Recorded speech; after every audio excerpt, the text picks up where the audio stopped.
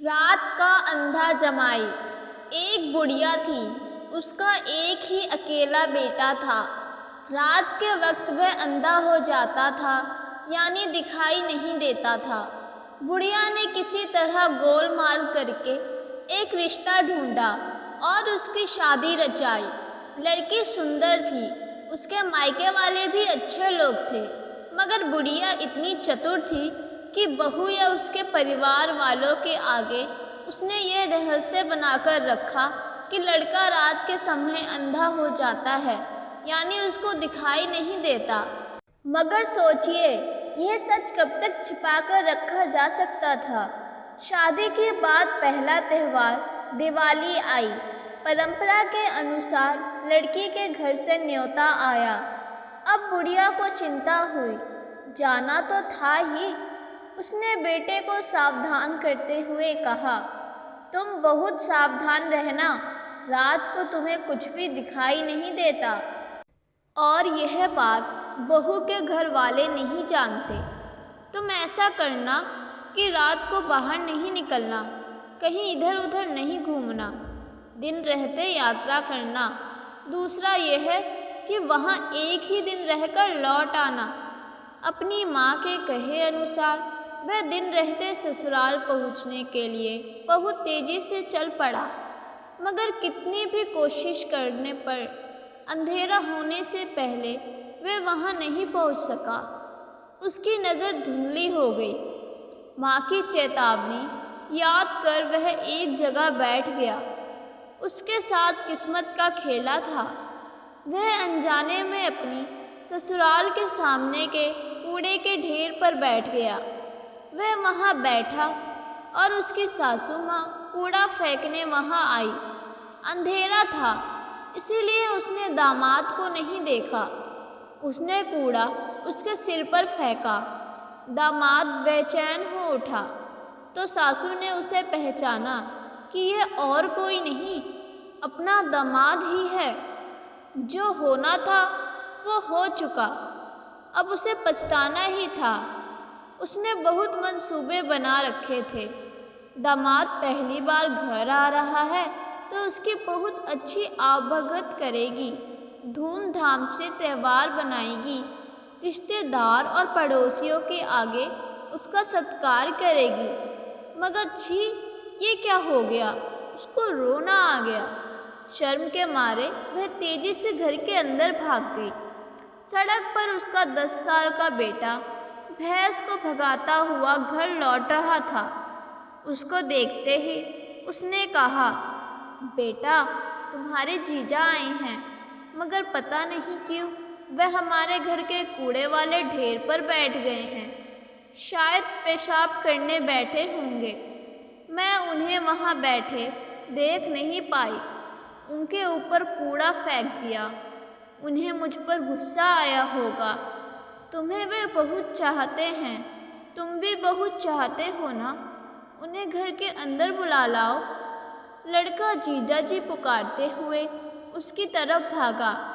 जमाई के पास जाकर कहा, जीजा जी आइए ना घर के अंदर, यहाँ बाहर क्यों बैठे हैं? उसने उसका हाथ पकड़ा। रात का अंधा होने के बावजूद जमाई बहुत होशियार था। उसने जवाब दिया, मैं यहाँ कूड़े पर इसलिए बैठा हूँ कि जानूँ तो कि इसमें कितनी गाड़ी खाद निकलेगा। फिर मानो प्रेम से किशोर बालक के कंधे पर हाथ रखकर वह आगे बढ़ा। भैंस ने उसे घूर कर देखा। उसे धक्का मारने आई तो तेज आवाज़ सुनकर उसने थोड़ा सा पीछे हटकर पूछा, ये क्या है? लड़के ने जवाब दिया, यह हमारी भैंस है, मैं उसे चराने ले गया था। उसको तो अपना दोष छिपाना था। कहा, ओह, ये भैंस बहुत बड़ी है। फिर वह भैंस की पूँछ पकड़ आगे बढ़ा। इस तरह आगे बढ़ने पर वह धान के भंडार के पास आई।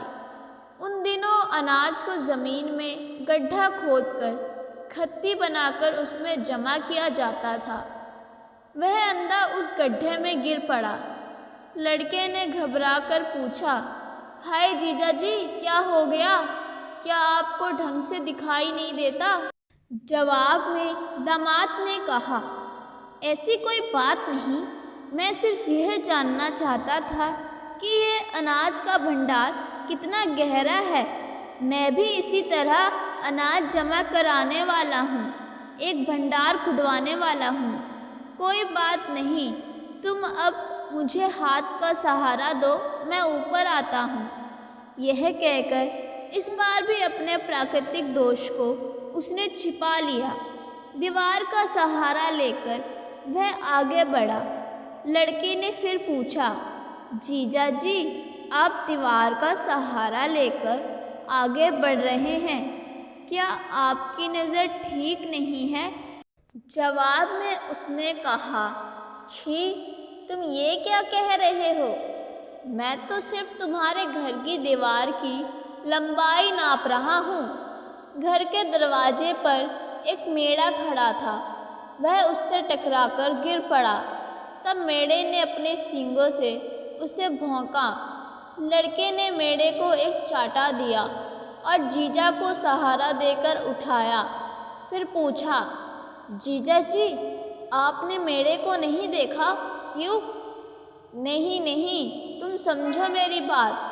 उसका आकार देखकर मुझे उससे टकराने का मन हुआ, मगर देखो, मुझे तो उसने भौंक दिया। जमाई ने कहा। अंधेरा गहरा हुआ, रात हुई। सब लोग खाना खाने बैठ गए। सामने पटिए पर थाली रखी थी। त्योहार के अवसर का बढ़िया भोजन था तो सासू जी स्वयं परोसने आ गई। विशिष्ट संदर्भों पर महिलाएं खूब सज धज कर काम करती हैं।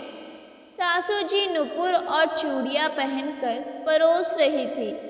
चूड़ियों की खनखनाहट से जमाई साहब ने समझा कि मेढ़ा दोबारा आया है। वह डर गया। घबराहट में आवाज़ सुनकर उस तरफ अपनी प्लेट उठाकर फेंकी। वह प्लेट सास के पाँव पर लगी। वह घबराहट में रसोई की तरफ भागी। सासू को लगा कि जमाई गुस्से में उससे बदला ले रहा है। एक तो यह कि उसके सिर पर कूड़ा डाल दिया और दूसरी वजह यह है कि बेटी को परोसने भेजना था। फिर बेटी ने खुद उसे खाना परोसा। रात को खाना खाने के बाद पति पत्नी दोनों कमरे में लेटे। बाकी लोग नीचे बाहर के बरामदे में लेटे थे। ऐसा हुआ कि आधी रात को उसे पेशाब करने का मन हुआ। अंधेरे में लड़खड़ाते हुए दीवार का सहारा लेकर किसी तरह वह पिछवाड़े तक गया। काम पूरा होने पर उसे मकान का दरवाज़ा नहीं दिखा। भटक कर वह उस जगह पहुंचा जहां पर सासू जी सो रही थी। यह सोचकर कि वह अपनी पत्नी है, उसने सासू के पाँव छू दिए। अंधेरे में सासू जी ने समझा कि कोई चोर है। उसने चिल्लाकर पूछा, कौन हो? उसे अपनी गलती का एहसास हुआ। मैं हूँ, मैं, उसका जवाब था। सासू माँ ने पूछा, आप हैं? आधी रात में आप यहाँ पर क्यों आए हैं? उसने कहा, मैंने खाने की थाली आपके ऊपर फेंक दी थी। मैं आपसे क्षमा मांगने आया हूँ। मुझसे गलती हो गई, मुझे माफ़ कर दीजिए। जमाई की बात सुनकर सासू जी बहुत बेचैन हो गई। कहने लगी, कोई बात नहीं, आप अब अपने कमरे में जाकर सो जाइए। उधर आधी रात में इस शोर को सुनकर उसकी पत्नी की समझ में नहीं आया कि बाहर क्या हो रहा है। उसे सिर्फ यह पता था कि उसका पति पेशाब करने गया हुआ है। उसने सोचा, माफ़ी तो सुबह भी मांगी जा सकती थी। आधी रात में इन लोगों की आवाज़ सुनकर पड़ोसियों को कुछ गलतफहमी ना हो जाए, यह उचित नहीं रहेगा।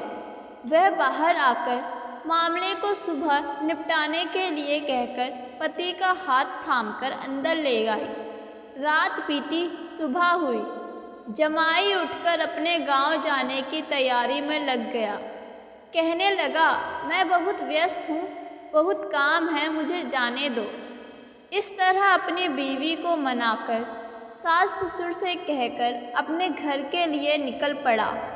किसी को भी पता नहीं चल सका कि वह रात का अंधा है। अपने इस कुशल व्यवहार पर खुशी मनाते हुए वह अपने गांव लौट आया। दोस्तों, यह कहानी आपको कैसी लगी? अगर अच्छी लगी हो तो कृपया लाइक और सब्सक्राइब करना ना भूलें। धन्यवाद। और अपना राय कमेंट बॉक्स में ज़रूर दें।